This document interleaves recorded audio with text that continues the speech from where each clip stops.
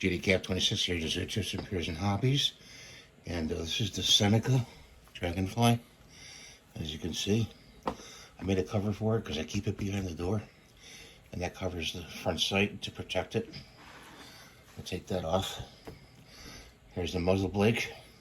You see the first line here? That's where it comes off. You unscrew it counterclockwise.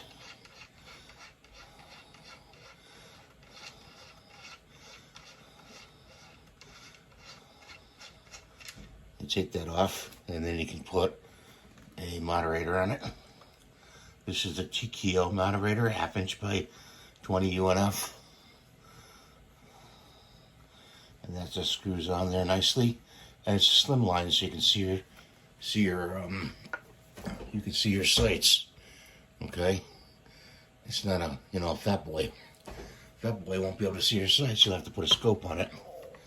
So that comes off like that. Nice moderator. Works very well.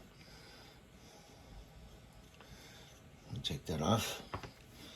And we'll leave the muzzle brake off. Put this back on. Cover the sights. I had to tighten up these 3 screws here. And inside here, you want to put a little silicone oil on the pivot points.